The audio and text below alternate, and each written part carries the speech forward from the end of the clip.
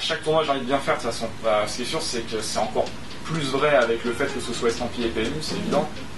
Et d'un autre côté, voilà, j'ai toujours cette envie de gagner le tournoi, donc que ce soit PMU ou ailleurs.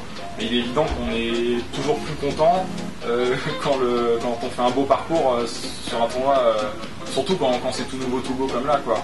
Donc bien sûr que j'ai très envie de bien faire sur ce tournoi-là, surtout que ça s'est bien passé la première fois, ce serait fantastique de réaliser une deuxième performance d'envergure ici, quoi.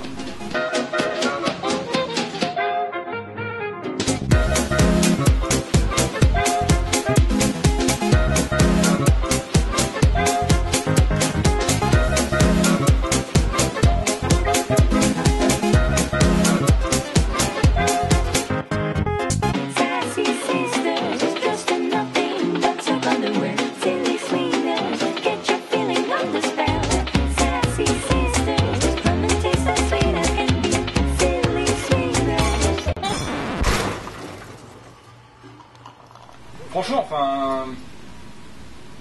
coup de fil, hein, tout simplement. Quand t'as le coup de téléphone et qu'on t'annonce le truc, alors évidemment il faut un certain temps pour réaliser parce que en plus c'est ce que j'ai dit, d'ailleurs il y a un truc que j'ai dit assez vite, j'ai dit que je le réaliserai dans la totalité voilà, à Vegas je pense. Parce que Vegas ça coûte un bras, Vegas c'est la bec fantasmatique un petit peu. Et je pense que là, quand je vais jouer les WSOP avec le logo PMU, là je vais me dire, bon, en free roll en plus, je vais me dire, ah ouais, là j'y suis vraiment, quoi. Mais après, c'est une succession d'étapes, quoi. Il y a le coup de fil où on t'annonce le truc et c'est grandiose comme nouvelle, quoi, bien évidemment. Après, je pense que t'as le premier tournoi et t'as le fait de deep run au bout d'un certain temps. Bon, dans mon cas tout de suite, donc c'était cool. Et puis je pense que c'est voilà, une succession de choses comme ça, ton premier ITN, bon après premier TF aussi, pareil, ça s'est fait tout de suite, donc tant mieux pour moi. Et puis je pense que voilà, oui, peut-être la dernière vraiment étape de cette prise de conscience, de se dire ah, j'y suis quoi, peut-être, en tout cas je le vivais comme ça sur le moment, en me disant bon, faut réaliser ce qui se passe et je pense que voilà, enfin je me suis vraiment dit ça que quand Vegas j'y serais, il y aurait cette prise de conscience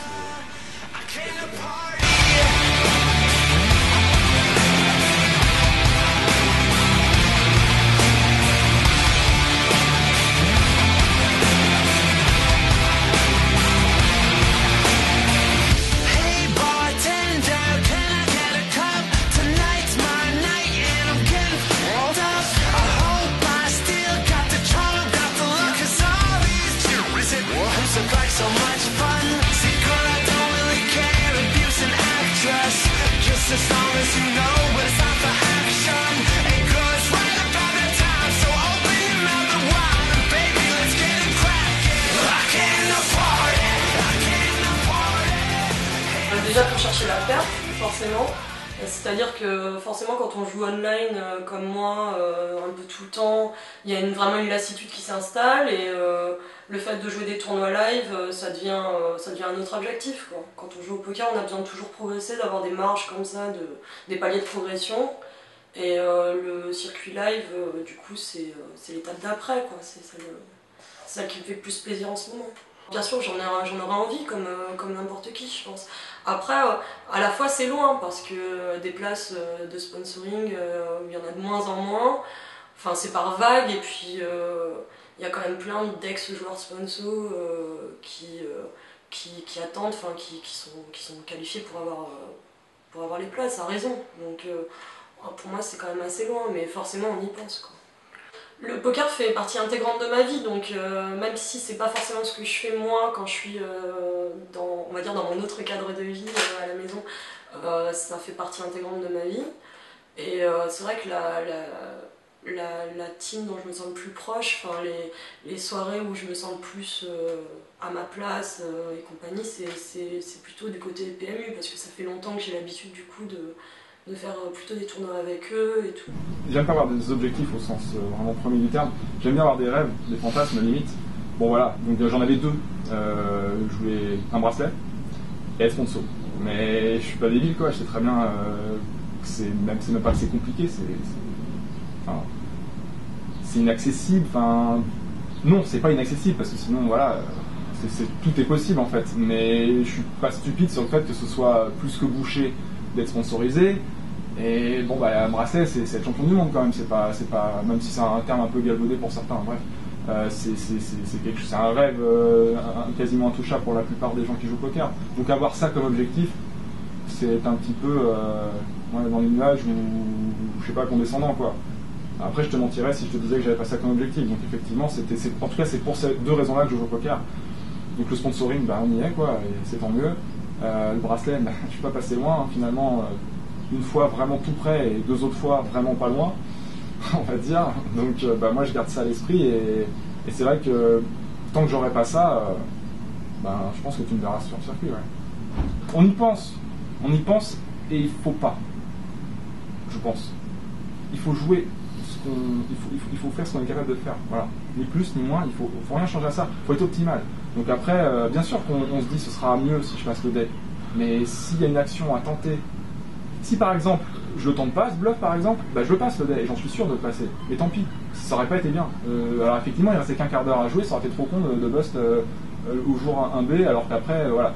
Ah non, voilà. Donc non, il faut rester optimal et pas penser à ça. C'est pas. Il faut être investi de la chance qu'on a d'être sponsor, une chance vraiment incroyable hein, pour moi.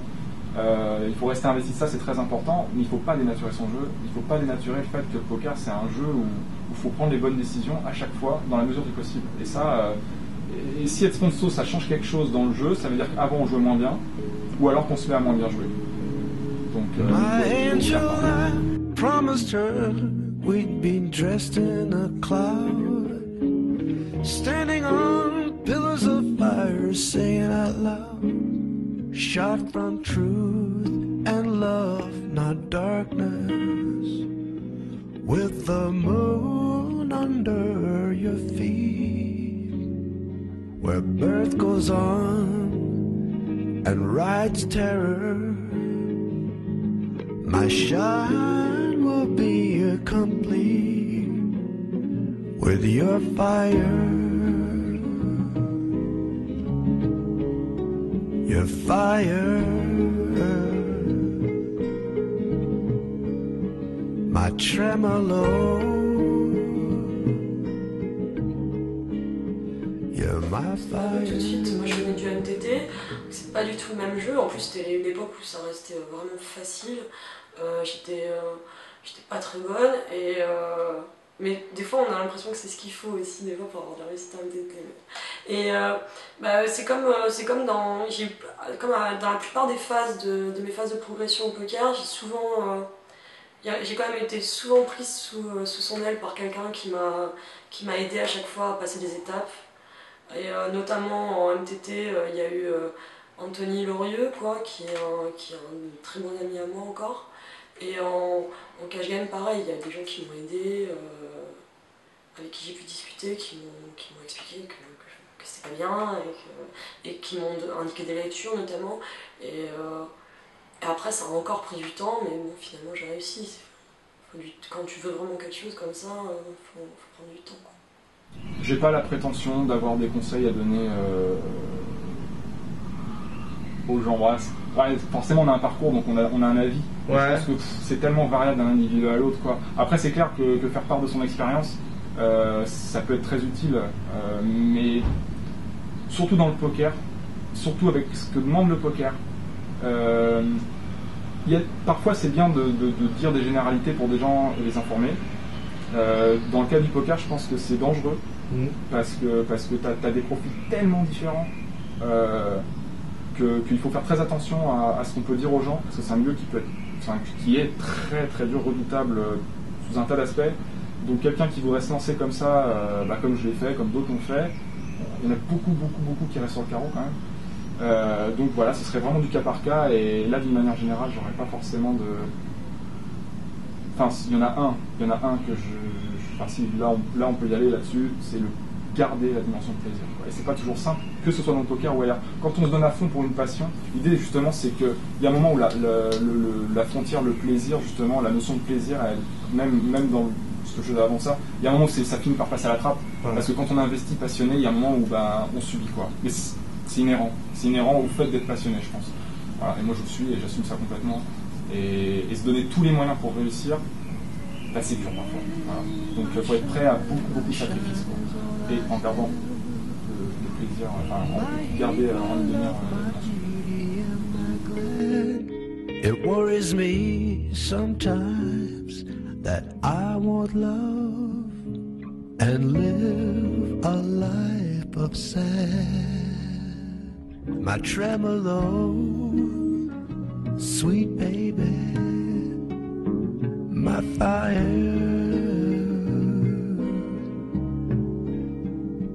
my desire. Fire.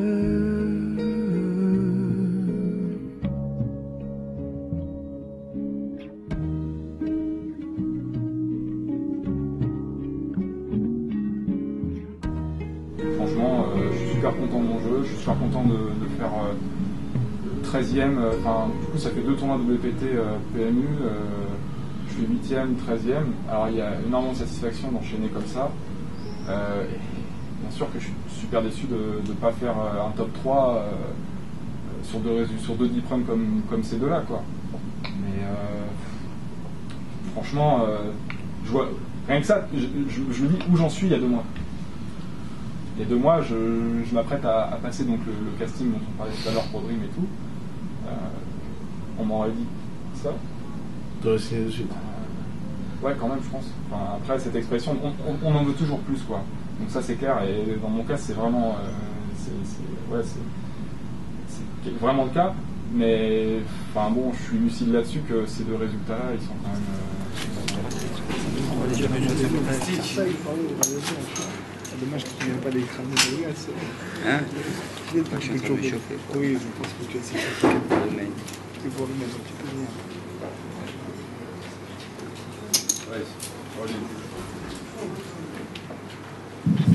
Risa et Pauline Coutier, Paul Laurent, Pierre il montre 5 et 7 des trèfles et Laurent 8 des cœurs avec la dame des piques. On va regarder le dos.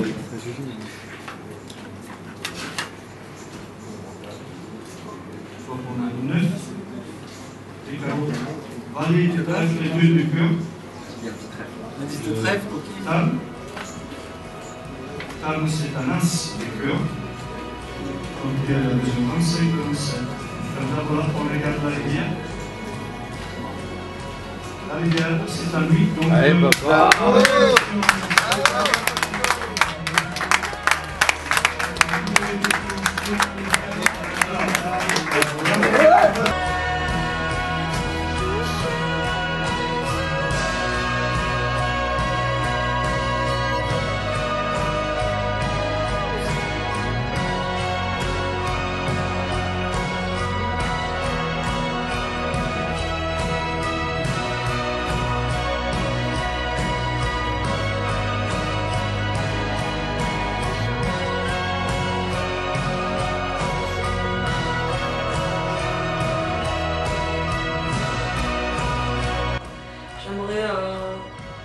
Refaire par exemple des moments d'émulation énormes comme il y a quand tu vas sur le lieu d'un tournoi ou quoi, et tu vois tous tes potes et que c'est un peu bisounours-land. Ça c'est toujours des super moments, donc ça évidemment si on peut le revivre à l'infini.